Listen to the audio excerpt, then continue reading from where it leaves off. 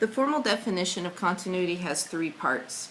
So we are looking for when a function is continuous at a certain point, and we're going to call it C. So part 1 says that f of C is defined. So what that means is that on the graph of f, some function f, we have an x value of C, and it's just a random x value of C, and the point exists at C. So you don't have an asymptote, you don't have a removable discontinuity, nothing like that. When x equals C, there is a y value.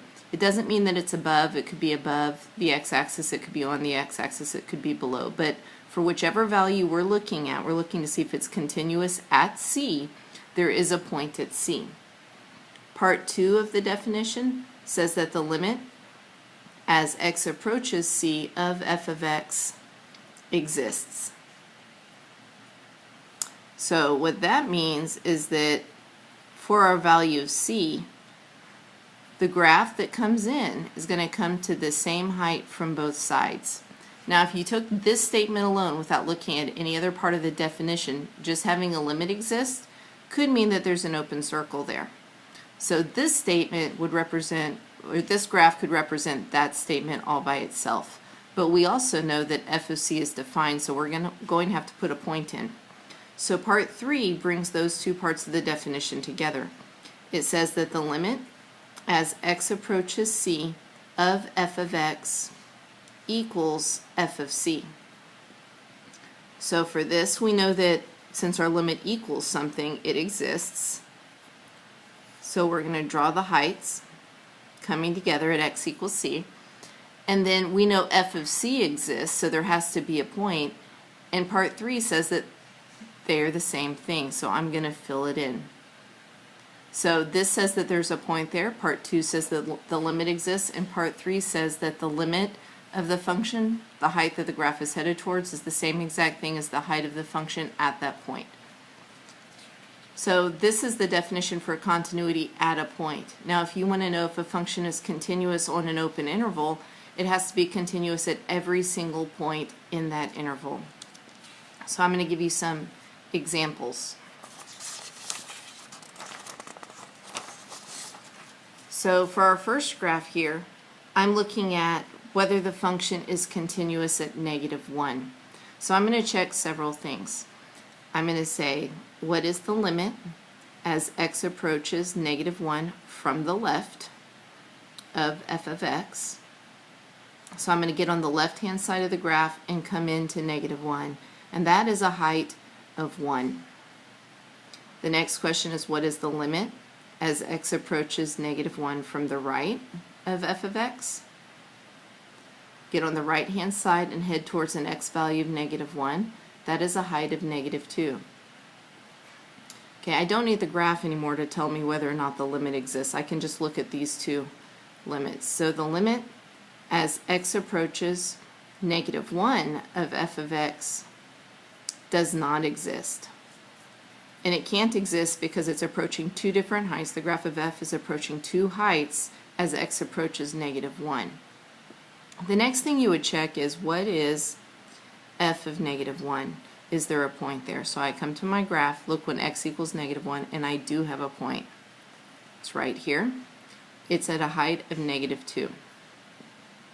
So is this function continuous at -1? And the answer is obviously no. You can look at this graph, but how would you write that mathematically? So I'm going to say no, it's not continuous, and the reason is that the limit doesn't exist. The point is defined, but the limit doesn't exist, so obviously the limit and the point can't have the same height. So I'm going to actually use this as my reasoning. So I'm going to say that the limit as x approaches -1 from the left of f of x does not equal the limit as x approaches -1 from the right of f of x. I could also have just gone with this statement for explaining why not, but this gives a little bit more detail, and you have to use one-sided limits often in your justification, so I went ahead and went with this one. So the answer is no, it's not continuous. That is not to say it's not continuous at 1, at 2, at 1.5, because it is, and you can tell by looking. But when you get formal, you have to be able to come up with a reason why not or a reason why. So for this next graph, this graph is actually continuous everywhere except at x equals 2. So I'm going to explain why it isn't at 2. So I'm just going to go through the same steps. The first thing you would check is what is the limit as x approaches 2 from the right of our f of x. And as you approach 2 from the right-hand side, that's a height of 2. What's the limit as x approaches 2 from the left of f of x? And from the left, you can see that the graph is also approaching a height of 2. Since these two are the same, that means that our limit as x approaches 2 of f of x is also 2. So our limit exists, so part 1 is fine. The next thing you would check is, what is f of 2? So you would go when x equals 2, right here, and look for a point.